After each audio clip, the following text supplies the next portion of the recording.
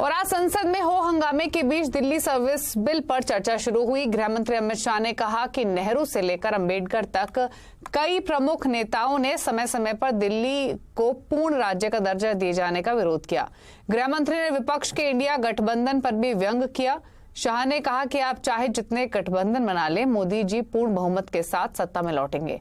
आप दिल्ली के बारे में सोचिए ना कि अपने गठबंधन के बारे में। शाह ने कहा कि दिल्ली पर केंद्र का अधिकार होना चाहिए। आम आदमी पार्टी जो इस बिल का विरोध कर रही है उससे अपना भ्रष्टाचार छिपाना है। उन्होंने कहा कि 2015 में दिल्ली में जो सरकार आई उसे सेवा नहीं सिर्फ झगड़ा करना है।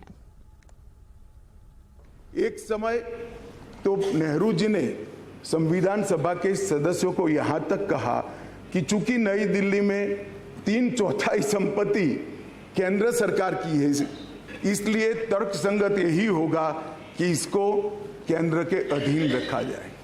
2015 में यहां स्थिति बदली और यहां एक ऐसे दल की सरकार आई जिसका मकसद, मुझे कोई झिझक नहीं है कहने में, जिसका मकसद सेवा करना है ही नहीं, झगड़ा करना। प्रॉब्लम ट्रांसफर पोस्टिंग के अधिकार का नहीं है, विजिलेंस को कंट्रोल में लेकर बंगला जो बना दिया है इसका सत्य छुपाना है। जो भ्रष्टाचार हो रहा है इसका सत्य छुपाना है। दिल्ली संघ राज्य क्षेत्र के लिए हर प्रकार का कानून बनाने का अधिकार है। वो अधिकार का उपयोग कर एक वटहुकम, एक नोटिफिकेशन निकाला गया और वो नोटिफिकेशन इसलिए निकालना पड़ा कि संसद उस वक्त काम नहीं कर। मान्यवर, इधर उधर की बात ना कर, बता कफिला कैसे लूटा। मैं ये कहना चाहते हैं आपको जब जरूरत पड़ते हैं तब नेहरू जी को सहारा लेने पड़ते। आप अगर नेहरू जी को सहारा बराबर लेते रहते तो आज हिंदुस्तान में ये मणिपुर, हरियाणा हमें देखने को नहीं होते। एक दिन मैंने अपने रूह से पूछा ये दिल्ली क्या है। जब जवाब में ये बताए गए मानो आसमान जिस्म है तो दिल्ली उसका जान है, तो ये दिल्ली के साथ बार बार क्यों छेड़खानी किए जा रहे हैं, ये मैं आप लोगों से पूछना चाहते हैं। और मणिपुर पर गतिरोध के बीच राज्यसभा में कांग्रेस अध्यक्ष मल्लिकार्जुन खड़गे और सभापति जगदीप धनखड़ के बीच हल्की फुल्की नोकझोंक भी देखने को मिली। खड़गे ने कहा कि जब वो बुधवार को चेयरमैन से मिले थे तब वो नाराज थे। इस पर सभापति धनखड़ ने मजाक के लहजे में जवाब दिया कि वो 45 साल से शादीशुदा हैं और कभी गुस्सा नहीं करते। 267 में एक हमको कहने के लिए तो मौका मिलता है और आपने ये भी कहा कि उसको एडमिट करने के लिए कारण होना चाहिए। तो हमने कारण तो बताया। मैंने तो आपसे कल ही विनंती की, आप जरा गुस्से में थे शायद, आपको I am a married man for more than 45 years. मैं कभी गुस्सा नहीं करता सर। Trust me. नहीं साहब, कभी गुस्सा नहीं करता। मैंने चंद लोग And Mr. Chidambaram, a very distinguished senior advocate, will know. As senior advocates, we have no right to show our anger, at least to the authority. You are an authority, sir. गुस्सा नहीं करता। इसको modify कर दो sir थोड़ा। नहीं, गुस्सा नहीं करता। थोड़ा सा मॉडिफिकेशन। थोड़ा सा मॉडिफिकेशन। नहीं, आप गुस्सा नहीं करते, दिखाते नहीं, लेकिन बराबर अंदर से करते हो।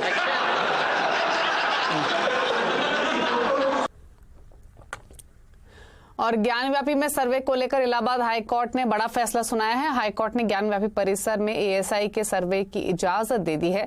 हाईकोर्ट ने एएसआई सर्वे पर रोक की मांग वाली मुस्लिम पक्ष की याचिका खारिज कर दी है। इलाहाबाद हाईकोर्ट ने वाराणसी जिला अदालत के फैसले को सही ठहराया है। और इलाहाबाद हाईकोर्ट ने अपने फैसले में कहा है कि न्याय के हितों को देखते हुए ज्ञानव्यापी का साइंटिफिक सर्वे जरूरी है। इलाहाबाद हाईकोर्ट के फैसले के खिलाफ मुस्लिम पक्ष सुप्रीम कोर्ट जाने की तैयारी कर रहा है। ज्ञानव्यापी में ASI का सर्वे कल से दोबारा शुरू होगा। मुस्लिम पक्ष का बराबर आर्गुमेंट था कि ASI सर्वे स्टेज पे नहीं हो सकता है।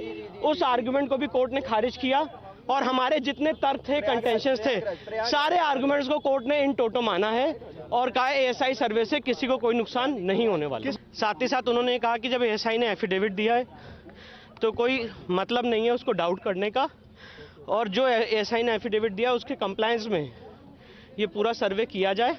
ASI ने अपने एफिडेविट में क्लियर किया है कि जो खुदाई की बात है वो आउटर एरिया में स्ट्रक्चर के अंदर खुदाई की कोई बात नहीं है, और अगर वो खुदाई करेंगे भी तो कोर्ट से परमिशन लेके करेंगे।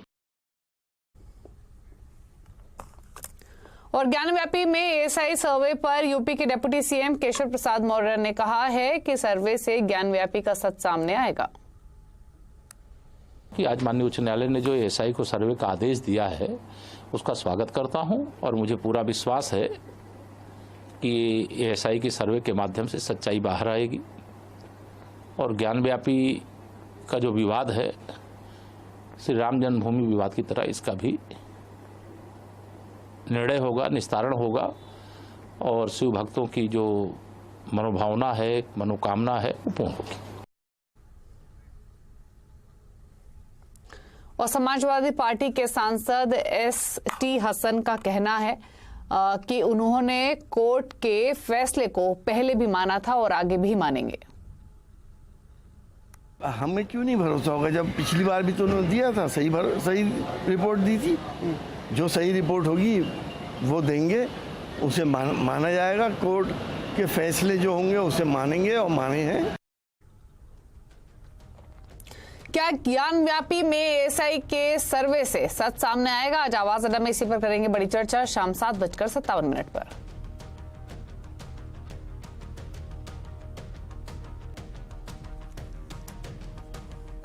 और अब बात मार्केट अपडेट की। कमजोर ग्लोबल संकेतों से बाजार में दूसरे दिन भी बिकवाली हावी रही और वीकली एक्सपायरी के दिन बाजार गिरावट के साथ बंद हुए। हालांकि mid cap small cap index में निचले स्तरों से रिकवरी देखी गई। आज के बाजार में सेंसेक्स 550 पॉइंट गिरकर बंद हुआ। निफ्टी में 150 अंकों की कमजोरी रही। साथ ही मिड कैप स्मॉल कैप थोड़ा रिकवर होकर बंद हुए। मार्केट का हाल समझते हैं सुमित मेहरोत्रा से। तो सुमित, बताइए आज की हाइलाइट्स। देखिए, आज भारतीय बाजारों के अंदर जो सिचुएशन वाइज देखा जाए तो शुरुआत तो गैप डाउन हुई और धीरे धीरे मार्केट ने प्रेशर भी एक्सटेंड किया। इनफैक्ट अगर आप इंडेक्स फ्रंट पे देखेंगे तो बाजार में बिकवाली रही, लेकिन मिड कैप स्मॉल कैप फिर भी आज हरे निशान में थे। फ्लैट टू पॉजिटिव साइड पर कामकाज होता हुआ दिखाई पड़ा। इंटेंसिटी इंडेक्स में तेज थी, लेकिन कल जितनी बिकवाली मिड कैप स्मॉल कैप में थी उसके उलट आज मिड कैप स्मॉल कैप हरे निशान में कामकाज कर रहे थे। थोड़ा बहुत रिस्पाइट था, आज फार्मा में खरीदारी देखने को मिल रही थी, लेकिन अदरवाइज जो मार्केट था वहां पर प्रेशर प्रिवेल कर रहा था। बैंक्स में दबाव था, बाकी सेक्टर्स दबाव के साथ कामकाज कर रहे थे।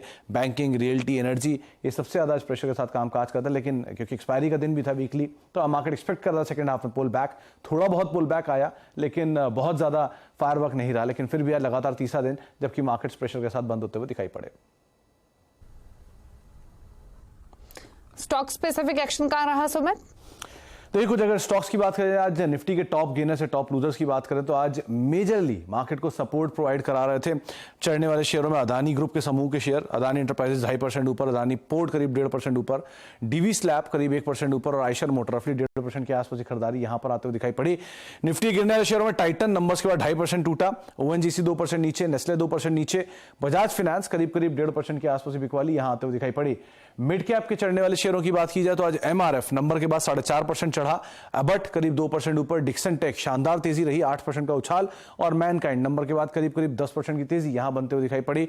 हनीवेल ऑटोमेशन 2% नीचे रहा, नवीन फ्लोरिन 2% नीचे रहा। गोदरेज प्रॉपर्टीज नंबर्स के बाद कॉन कॉल के बाद 5.5% टूटा और ओरेकल फाइनेंशियल करीब 1% के आसपास की बिकवाली आज के सत्र में यहां पर भी आते हुए दिखाई पड़ी। तो आज फार्मा का दिन और डाइवर्सिफाइड स्पेस में अलग अलग शेयर थे जहां पर अपमूव आते हुए दिखाई पड़े। शुक्रिया आपका सुमित, डिटेल्स बताने के लिए। चलिए अब बात करते हैं कुछ और खबरों की। और सांगे इंडस्ट्रीज को अंबुजा सीमेंट खरीदेगी और अंबुजा प्रमोटर्स से 56.74% हिस्सा खरीदेगी। इस डील पर और डिटेल्स के साथ नितिन मोहता हमारे साथ मौजूद हैं। नितिन, बताइए और डिटेल्स इस पूरी डील की। तो देखिए, जहां तक कि अंबुजा सीमेंट का सवाल है, इन्होंने एक टॉल टारगेट 150 मिलियन टन्स का रखा है अपनी कैपेसिटी को बढ़ाने के लिए, और उसकी स्ट्रैटेजी के अंदर ऑब्वियसली इनऑर्गेनिक ग्रोथ प्लान्स थे।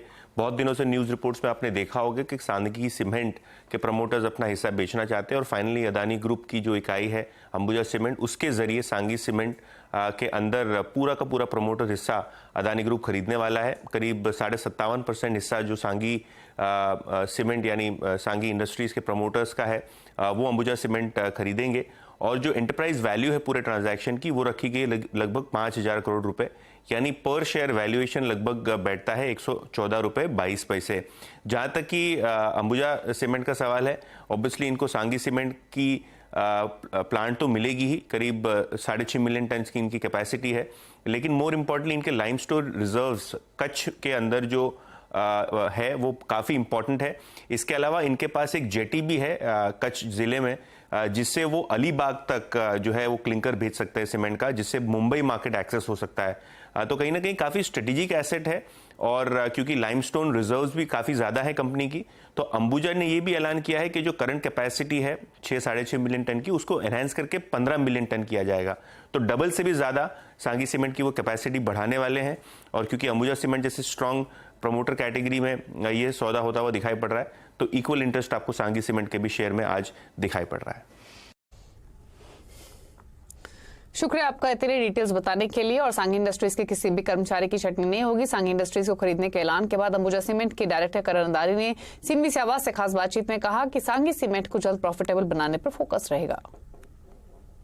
No impact on the employees. Actually, we would be looking to integrate a lot of employees, and जो अच्छा कर रहे हैं उनको obviously we will Adani Group में opportunities बहुत है, तो we will look at giving them larger opportunities. Immediately 6.1 से 10 million टन हम लेके जाएंगे, and उसके लिए capex बहुत कम है, it will be around 400 to 500 crores. And then the next phase of expansion of 5 million ton will happen in matter of 18 to 24 months. Second phase में roughly 3,000 crore लगेगा, which will be spent over the course of next 24 months. Once we do that, हमारा idea है कि in next 6 months we at a run rate of clinker cost of 1,700 to 1,800 rupees per ton.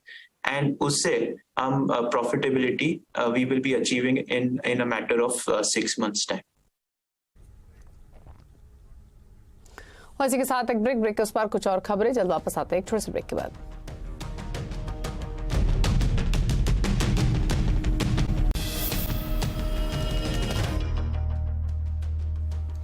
आप देख रहे हैं आवाज समाचार। और सरकार ने डेटा प्रोटेक्शन बिल लोकसभा में पेश कर दिया है। बिल में सरकार ने कई बदलाव किए हैं। क्या खास प्रावधान है डेटा प्रोटेक्शन बिल में, समझने के लिए बात करते हैं असीम मनचंदा से। तो असीम बताइए, बिल पेश किया गया है तो इसमें क्या कुछ बदलाव हुए हैं?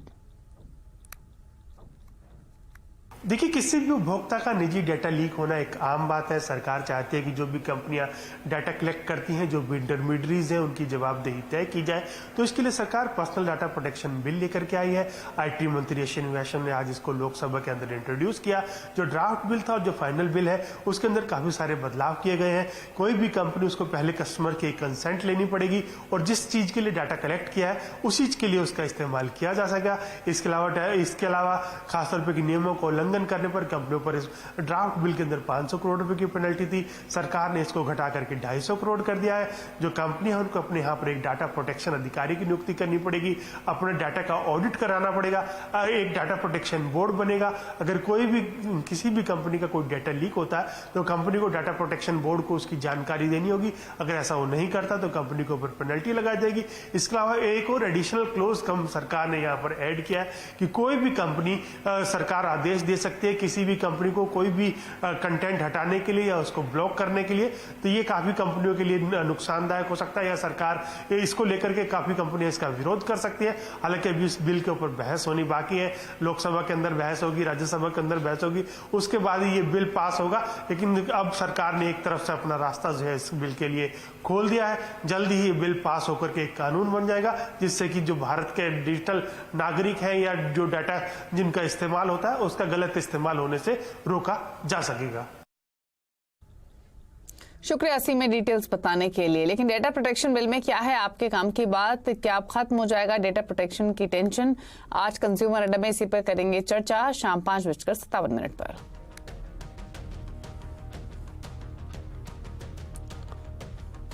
और हरियाणा के नूह में शांति बहाल करने की कोशिश लगातार जारी है। शासन प्रशासन लगातार एक्शन मोड में है।